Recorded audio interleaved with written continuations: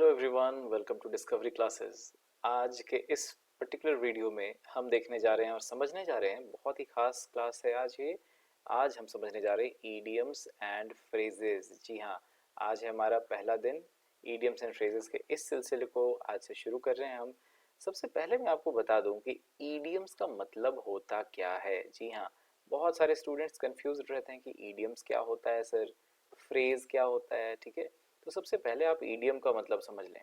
ठीक है, तो ईडियम दरअसल एक फ्रेज ही है, लेकिन उसका एक एडवांस्ड रूप है। तो सबसे पहले लिख लीजिएगा, a phrase, a phrase is a group of words, is a group of words that has a complete sense. ठीक है, that has a complete sense. जी हाँ, बहुत ही आसान समझने में। इस वीडियो में मैं बहुत ही इजीली आपको समझा दूंगा कि फ्रेज और ईडियम के बीच अंतर क्या है, ताकि आप किसी और को एक्सप्लेन कर सकें। ठीक है, तो चलिए लिखेंगे अब एक ईडियम क्या होता है। तो लिखेंगे an idiom is such a phrase, such a phrase that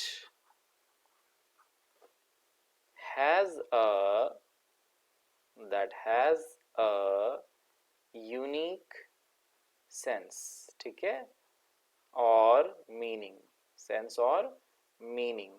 so this you need to understand, ये आपको समझने की आवश्यकता है कि एक फ्रेज और एक ईडियम में अंतर क्या है भाई।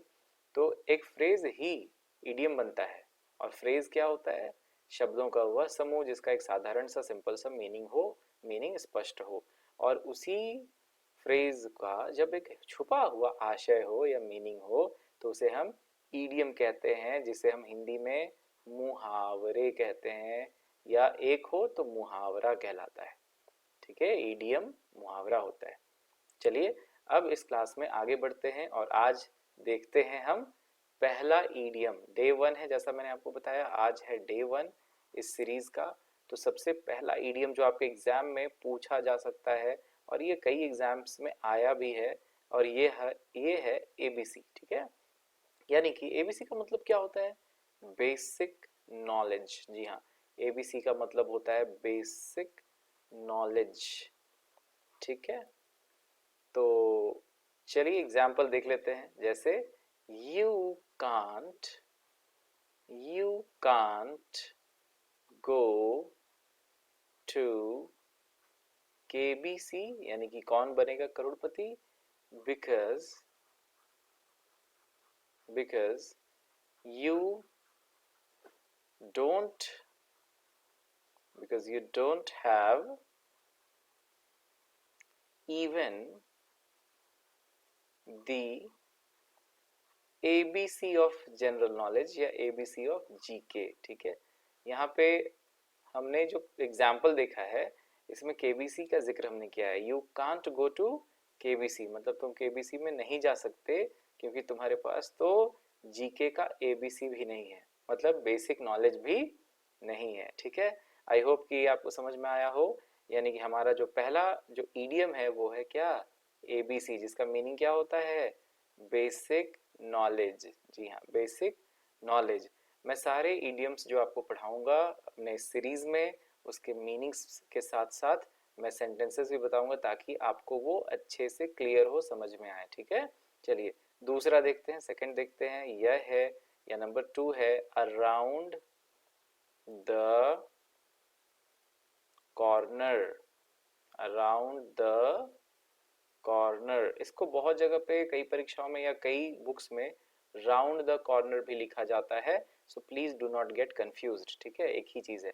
तो अराउंड द कॉर्नर का मतलब क्या होता है, चलिए लिख लेते हैं। इसका मतलब है to be happened, to be happened soon, to be happened soon, यानी कि जो जल्द ही होने वाला हो, उसे हम कहेंगे क्या, अराउंड द कॉर्नर। ठीक है, अब चलिए उसका एग्जाम्पल देख लेते हैं। ठीक है, तो एग्जाम्पल है, द नेक्स्ट समिट, समिट का मतलब शिखर सम्मेलन, ठीक है, शिखर सम्मेलन। The next summit is around the corner, is around the corner, ठीक है, मतलब अगला शिखर सम्मेलन जो है वह जल्द ही होने को है, ठीक है। चलिए ये हो गया हमारा दूसरा इडियम कंप्लीट। अब देखते हैं आज का तीसरा इडियम, ठीक है, थर्ड मुहावरा। तो तीसरा यानी कि थर्ड जो मुहावरा है जो आप सबको जानना चाहिए वो क्या है, चलिए देख लेते हैं। यह है बेड रॉक, जी हाँ, बेड रॉक, ठीक है। इसका मतलब क्या होता है, तो इसका मतलब होता है बेस, यानी कि आधार। जैसे कि आज के क्लास के थ्रू हम अपने इडियम्स एंड फ्रेजेस का आधार मजबूत कर रहे हैं, ठीक है। तो चलिए एक एग्जांपल देख लेते हैं। Let's build the bedrock, let's build the bedrock of our house, of our house strong, ठीक है, मतलब आओ हम अपने मकान का आधार यानी कि बेस मजबूत बनाएं, ठीक है। तो चलिए अब देखते हैं नेक्स्ट ईडियम, और नेक्स्ट ईडियम है नंबर 4 में। चलिए देखते हैं क्या है ये। तो ये है, लिखेंगे अ कप ऑफ टी।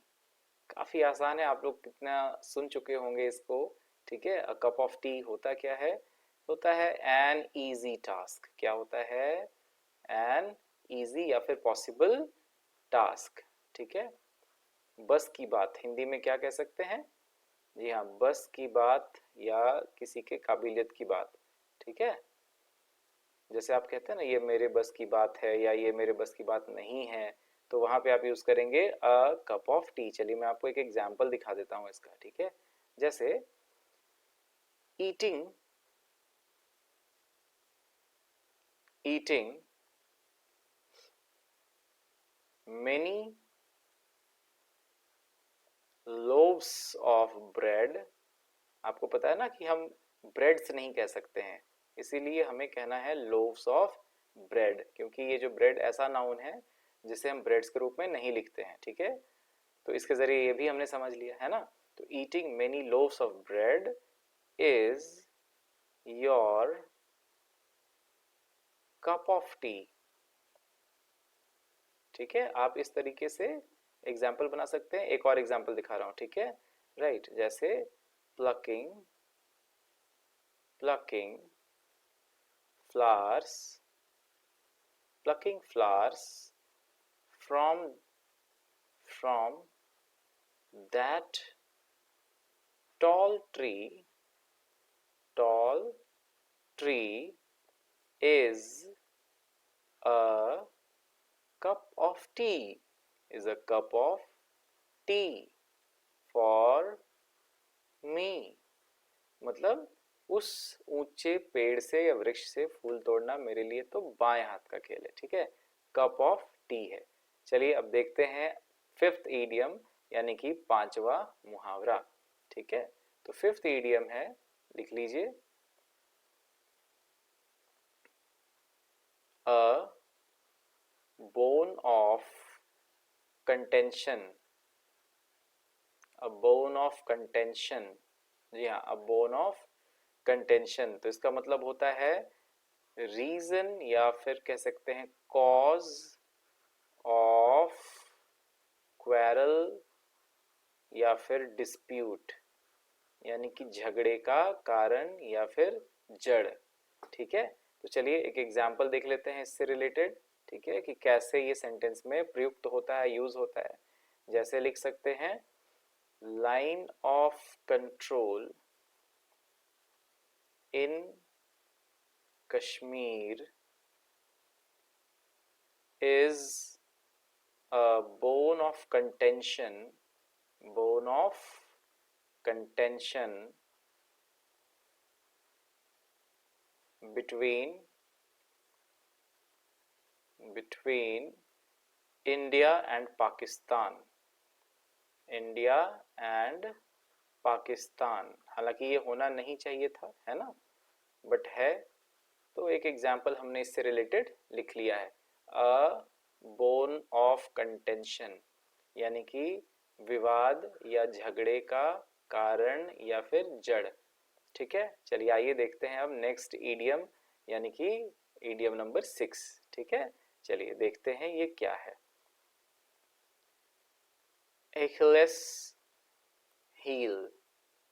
ठीक है, तो ये होता क्या है एखिलेस हील?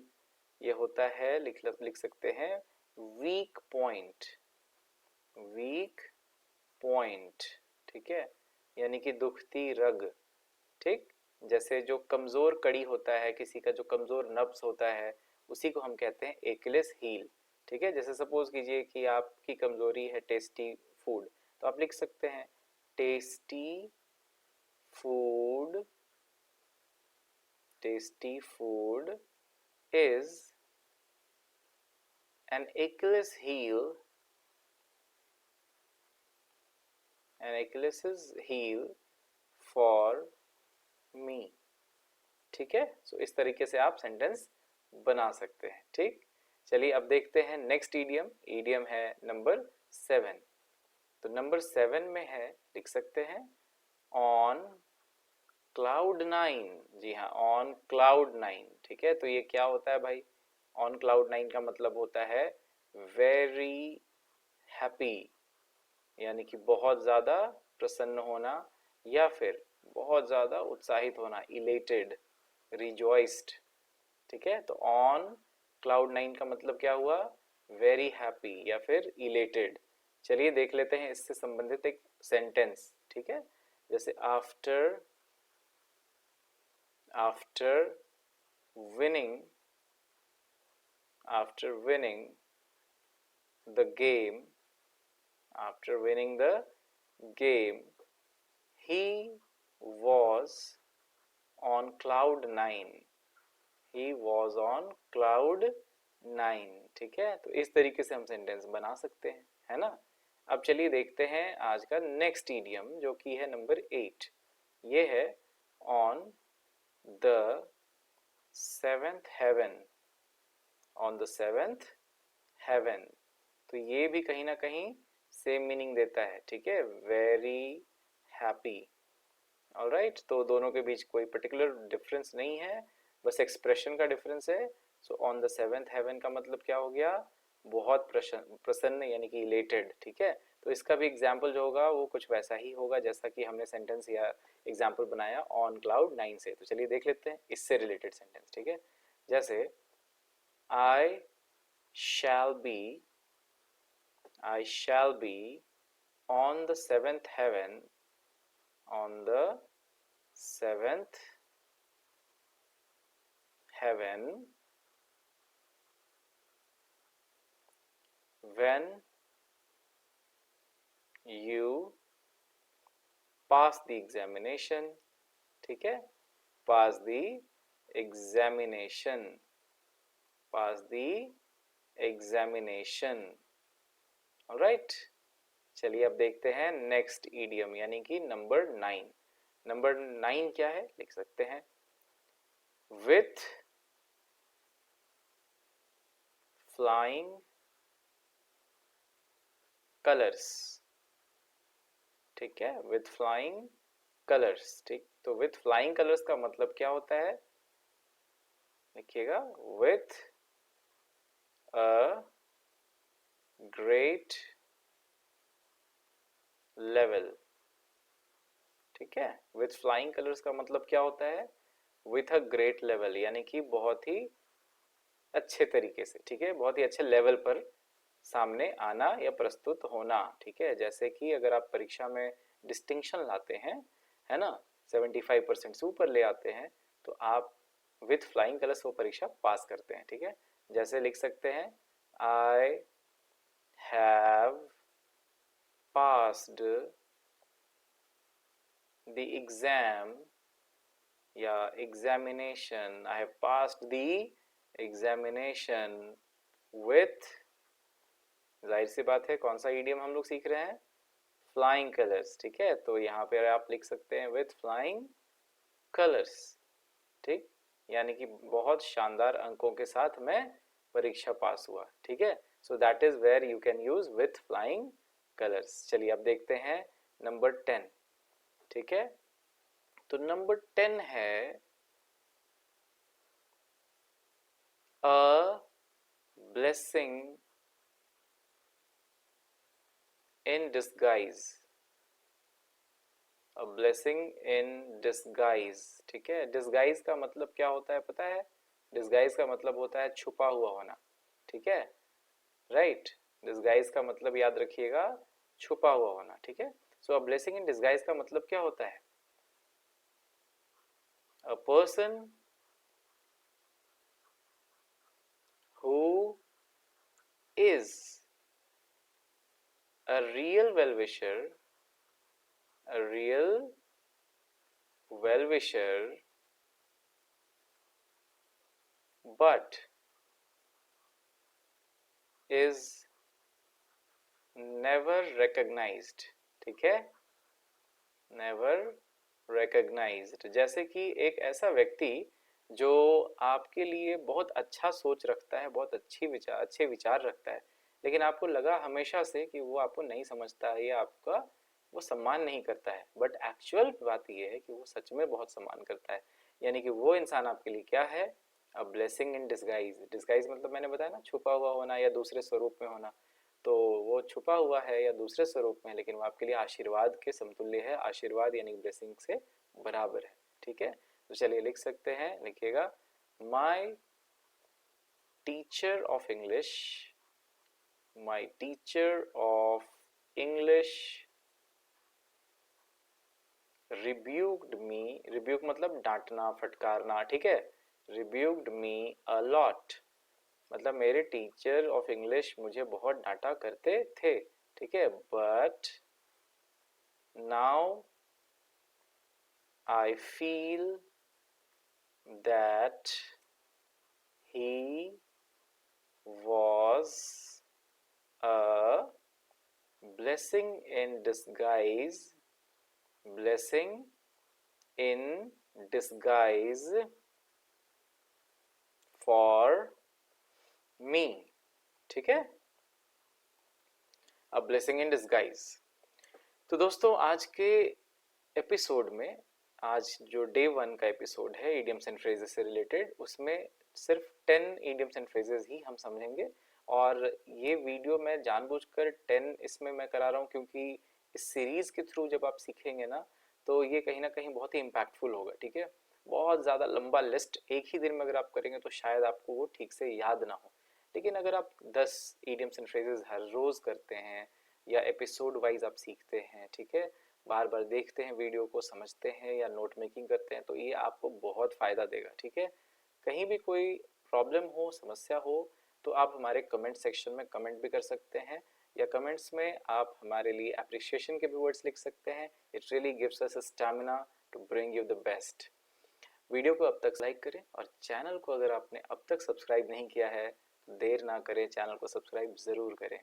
जी हाँ, हम अपने चैनल पर लेकर आ रहे हैं आपके लिए बेस्ट कंटेंट्स। तो चलिए मिलते हैं नेक्स्ट वीडियो में, तब तक के लिए अपना ध्यान रखें। जय हिंद।